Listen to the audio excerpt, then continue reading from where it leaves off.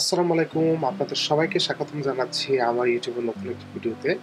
আপনারা অলরেডি থাম্বনেইলে দেখতে পেরেছেন আসলে আমি কি নিয়ে কথা বলবো। আজকে আমি কথা বলতে চলেছি আপনি কিভাবে খুব সহজে আপনার MacBook Air M1 এর পারফরম্যান্স প্রায় 20% বাড়াবেন, যেটা কিনা আ একটা হিউজ নাম্বার।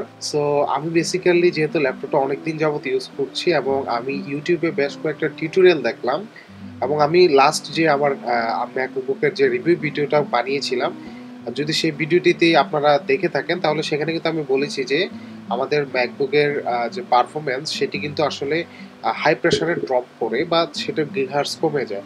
যদি আপনি সেই ভিডিওটি না দেখে থাকেন তাহলে আপনার উপরের যে আই বাটন বা এই পাশে আই ডোন্ট নো সেখানে ক্লিক করে আপনার ভিডিওটি দেখতে পারেন এবং আমি ডিসক্রিপশনে সেই ভিডিওটির লিঙ্ক দিয়ে দিব। তো মূলত আজকে সেই সমস্যার যে সমাধান সেটি নিয়ে আপনাদের সামনে হাজির হয়েছি।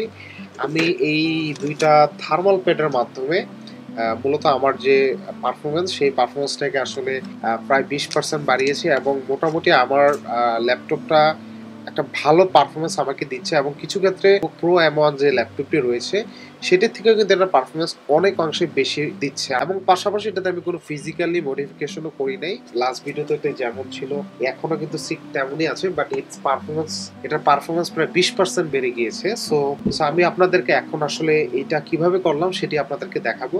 সো চলুন আর কথা না বেরিয়ে সেই ভিডিওটি দেখে নেওয়া যাক। সো আমাদেরকে আমাদের ম্যাকবুকে যদি এই মডিফিকেশনটি করতে হয় তাহলে আমাদের অবশ্যই আমাদের ম্যাকবুকটি ওপেন করতে হবে। তার জন্য আমাদের প্রয়োজন হবে একটি স্ক্রুড্রাইভার। আমি এটি আমার একটি ব্যাটারির সাথে পেয়েছিলাম, ম্যাকবুকের রিপ্লেসমেন্ট ব্যাটারির সাথে। আপনারা প্যান্টালিউব স্ক্রুড্রাইভার যদি সার্চ করেন তাহলে আপনার দারাজ কিংবা যে কোনো অনলাইন স্টোরে বা যেখানে হার্ডওয়্যারের শপ এখানে এটা পেয়ে যেতে পারেন। তবে আমি ডিসক্রিপশনে আপনাকে দারাজের একটি লিঙ্ক দিয়ে দিব যেখান থেকে আপনি এটাকে পারচেস করতে পারবেন। আমাদের আরো প্রয়োজন হবে দুটি থার্মাল প্যাডের। আমি দুটি দারাজ থেকে পারচেস করেছি।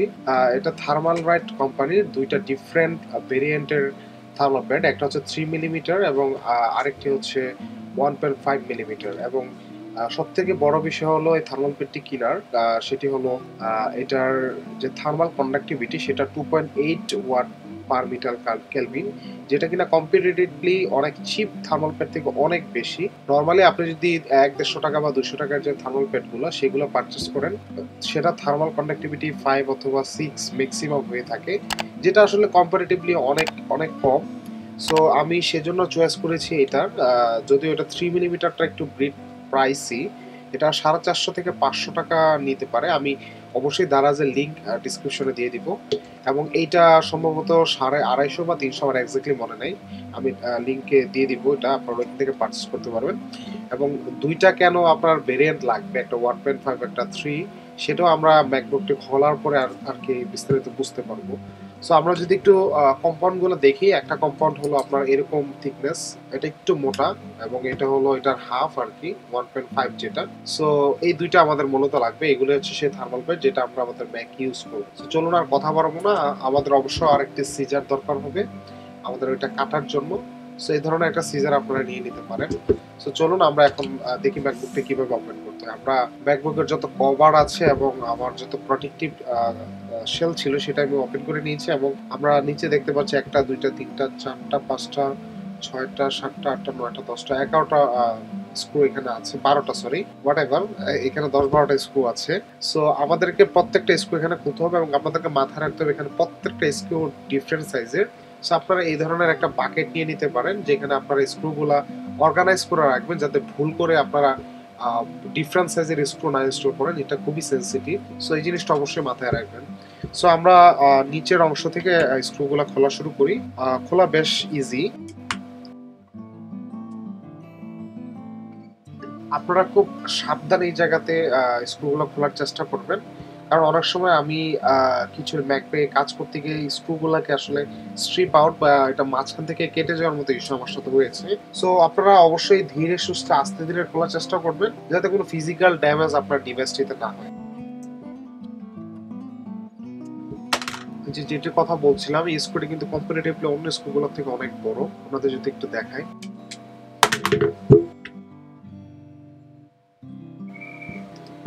সো আমরা আমাদের যে লাস্ট স্ক্রুটি সেটাও খুলে নিলাম এবং আমাদের পুরো ম্যাকবুকটা এখন স্ক্রুলেস হয়ে গেছে। এখানে যে স্ক্রুগুলো ছিল কোনো স্ক্রু এখানে নাই রাইট নাও।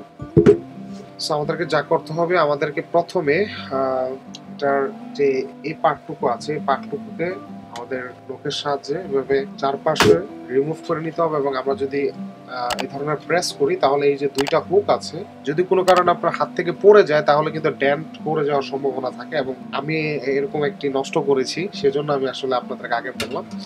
সো আমরা এখন এটি সাইডে রাখবো এবং আমরা এখন ডিভাইসটি দেখবো ডিভাইসটির ভিতরে কি অবস্থা। সো এখানে আমরা দেখতে পাচ্ছি যে তিনটা ব্যাটারি আছে। এটা হলো আমাদের সার্কিট বোর্ড, এটা পুরোটা সার্কিট এবং এটার নিচে আসলে আমাদের M1 যে প্রসেসর সেটা। এবং আমি যে আপনাদেরকে দুইটা ডিফারেন্ট সাইজের কথা বলছিলাম সেটার কারণ হচ্ছে দেখেন এই জায়গাটা কিন্তু এটা থেকে কম্পারেটিভলি নিচে, অর্থাৎ মোটামুটি এটা ডাবল স্পেস এখানে আছে, সেজন্য আসলে আমি দুইটা সাইজের আপনাদেরকে পারচেস করতে বলেছিলাম। সো এখন আমাদেরকে যা করতে হবে, যেহেতু আমরা এটাকে ওপেন করে ফেলেছি, আমাদেরকে যে মোটা যে থার্মাল প্যাডটা আছে এটাকে এটা সাইজ করে আসলে আমাদেরকে কেটে নিতে হবে। সো চলুন সেটি করি।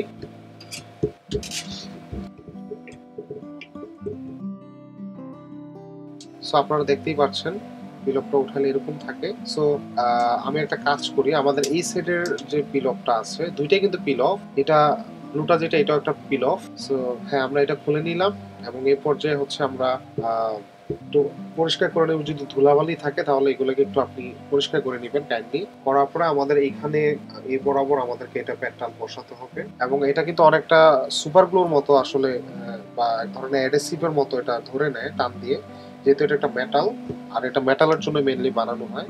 সো এইভাবে আমরা বসিয়ে দিব। সো খুব সুন্দরভাবে কিন্তু আমাদের এটা বসে গেছে। হ্যাঁ, এটার নিচে একটা রেবন আছে, এটা সম্ভবত ব্যাটারির রেবন কেবল। সো আমি এটা টাচ করতে চাচ্ছি না। সো আমরা জাস্ট আমাদের এটার উপরে রেখে আমাদের সাইজ অনুযায়ী আমরা এটা একটু কেটে নিব।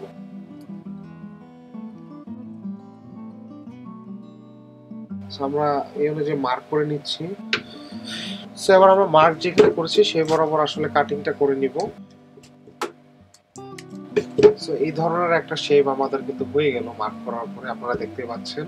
এবং হচ্ছে আমরা এই অনুযায়ী আমাদের এই পাশের যে পিল অফ আছে সেটা আমাদেরকে উঠাতে হবে এখান থেকে এবং আমাদের এটার উপরে যদি কোনো ময়লা থাকে আগে থেকে ময়লাগুলো একটু পরিষ্কার করে নেবেন এবং এটা এইভাবে এটার উপরে বসিয়ে দিতে হবে। ঠিক যে ইয়াটা আছে সেটা এখানে কেটে বসিয়ে দেওয়ার, যাতে আরো ভালো থার্মাল কন্ডাক্টিভিটি হয়। তবে আপনারা এটা চাইলে স্কিপও করতে পারেন।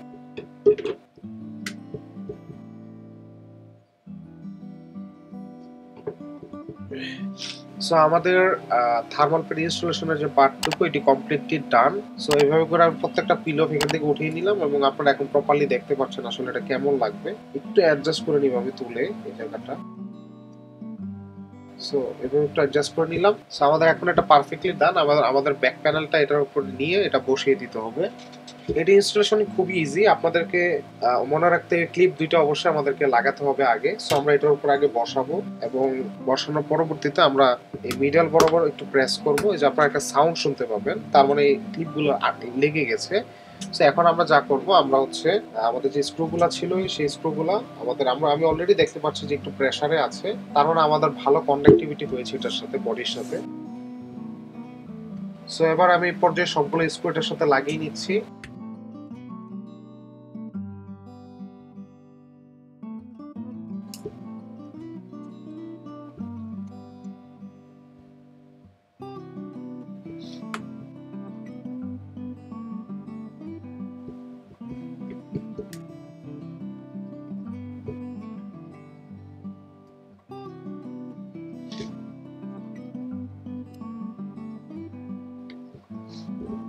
তাহলে এই পর্যায়ে কিন্তু আমাদের ইনস্টলেশনটি পারফেক্টলি ডান এবং হচ্ছে আমরা যদি আবার ল্যাপটপটিকে উঠিয়ে নিই এবং এটা যদি আমরা ওপেন করি, দেখি আমাদের এটা রানিং অবস্থায় আছে কিনা। Yes, this mod is successfully ডান এবং আমাদের ল্যাপটপটি প্রপারলি রানিং অবস্থায় আছে।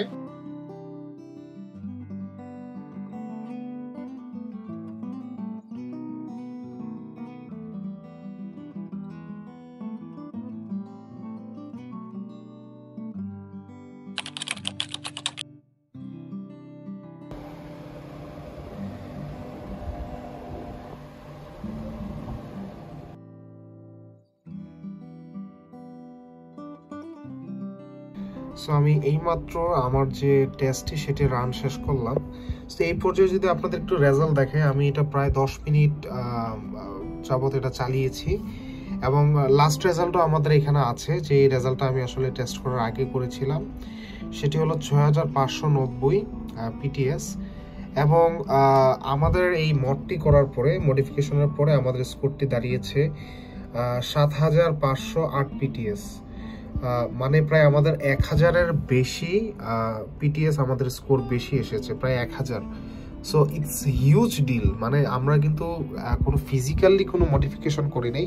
আমি যদি ল্যাপটপটা স্টিল দেখাই, এটা এখনও প্রপারলি যেমন ছিল ঠিক তেমনই আছে, শুধু আমাদের যে মডিফিকেশন সেটা ইন্টারনালি আমরা কিছু এই ধরনের থার্মাল প্যাড আমরা ব্যবহার করেছি। সো এই সামান্য থার্মাল প্যাডে আমাদের পারফরমেন্স কিন্তু প্রায় 1000 পিটিএস পূর্বের তুলনায় বেড়ে গেছে, যেটা আপনি যদি ম্যাকবুক প্রো M1 এর সাথে তুলনা করেন, যেটা কিনা এই ল্যাপটপ থেকে প্রায় 20,000 টাকার উপরে বেশি, সেই ল্যাপটপ থেকে কিন্তু এই ল্যাপটপটা এখন বেটার পারফর্ম করছে এবং আপনি ডে টু ডে ইউজে কিন্তু এটাকে নোটিস করতে পারবেন। হ্যাঁ, তবে আমাদের যে ব্যাকশেলটা সেটা কিন্তু তুলনামূলক আগের থেকে অনেক বেশি গরম হচ্ছে। আমি এটাকে ওভারহিট বলবো না, বাট যদি আপনি বুকের উপরে রেখে বা রানের উপরে রেখে চালান, সেক্ষেত্রে আপনার কিছুটা হিট অনুভূত হতে পারে, যেটা আগের থেকে বেশি।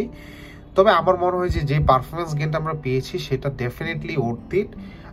আমাদের এটা আসলে ইগনোর করলেও চলবে, কারণ আমি এক্সপেক্ট করবো না আপনি কোনো হেভি লিফটিং কাজ আপনার বুকের উপরে বা রানের উপরে রেখে আসলে এই কাজটি করবেন।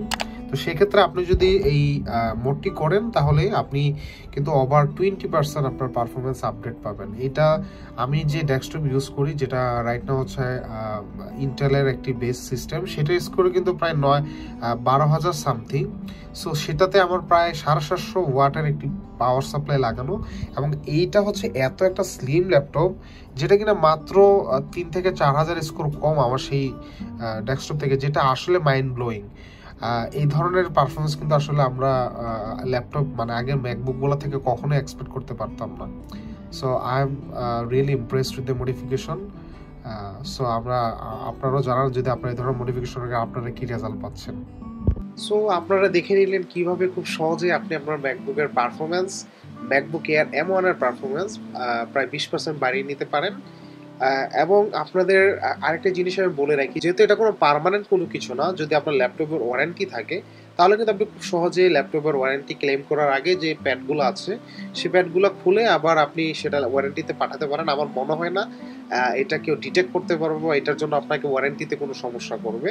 এবং অনেকেই বলতে পারেন যে ভাই আমি তো আসলে যেহেতু এটা একটু আগের থেকে তুলনামূলক বেশি হিট হচ্ছে, তো এটার যে ব্যাটারিগুলো আছে বা অন্যান্য কম্পোনেন্টগুলোতে এটা কোনো ক্ষতি করবে কিনা।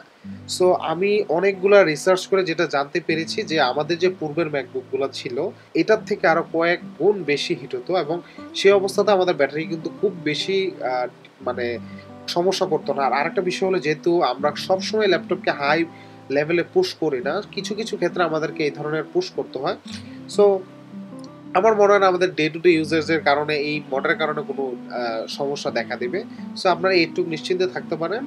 আর হলো, আপনার যদি পার্সোনালি মনে হয় যে আপনি করবেন না, আপনি নাও করতে পারেন। আপনি আপনার ল্যাপটপকে খুলতে ভয় পান বা এই ধরনের কোনো বিষয় থাকলে আপনি সেটা নাও করতে পারেন, সেটা আপনার ব্যক্তিগত ব্যাপার। তবে এইটার কারণে আপনার কোনো ল্যাপটপের হার্ডওয়্যারগত সমস্যা হবে বলে আমি মনে করি না।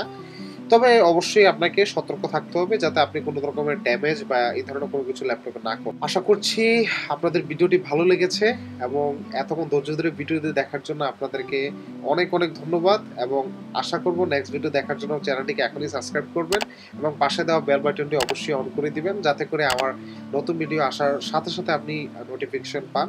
এবং আপনাদেরকে ততক্ষণ পর্যন্ত ধন্যবাদ জানিয়ে আমার ভিডিওটি এখানে শেষ করছি। আল্লাহ হাফেজ।